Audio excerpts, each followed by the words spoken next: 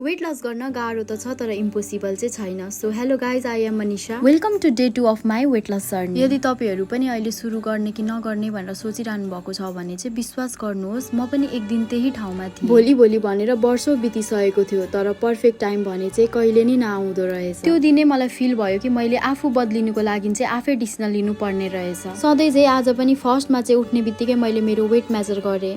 हिजो चाहिँ मेरो वेट 64.5 केजी थियो भने आज चाहिँ मेरो वेट 63.5 केजी छ।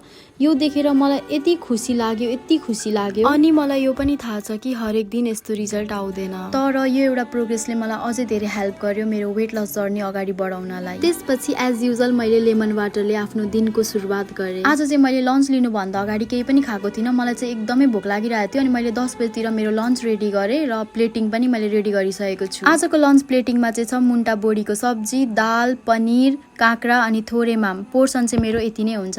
त्यसपछि म चाहिँ पढ्दै थिएँ। पढ्दा पढ्दै यस्तो मिठो हावा आइरहेको थियो, घाम साथसाथै हावा पनि कस्तो मिठो लागिरहेको थियो बाहिर। पढ्न बस्यो भने चाहिँ मलाई एकदमै भोक लाग्छ। मलाई मात्रै हो कि तपाईँहरूलाई पनि यस्तो हुन्छ? कमेन्ट गरिदिनु होला। मलाई चाहिँ एकदमै भोक लाग्छ अनि मैले चाहिँ छिटो मिठो रेडी गरिहालेँ। 3 पनि बजिसकेको थियो। आजको स्न्याक्समा चाहिँ मैले आँप र स्याउलाई चाहिँ दहीमा मिक्स गरेँ अनि यसरी नै खाएँ। एकदमै मिठो भएको थियो। अहिलेको मौसमलाई त बुझ्नै गाह्रो छ, कहिले घाम कहिले पानी, तर जस्तो सुकै मौसम भए पनि आफ्नो गोल भने चाहिँ चेन्ज हुन दिनु हुँदैन, साथै आफूले देखेको सपना र कन्सिस्टेन्सीलाई पनि। पानी परेको नजारा हेरेर चाहिँ म रुममा आएँ अनि मेरो दिमागमा चाहिँ के चल्छ अनि म चाहिँ यहाँ मार्करको मेहन्दी लाउँदैछु, किनभने चाहिँ मेरो सरजीले अहिलेसम्म मलाई मेहन्दी किन दिनुभएको छैन र उहाँको छाटकाट पनि छैन।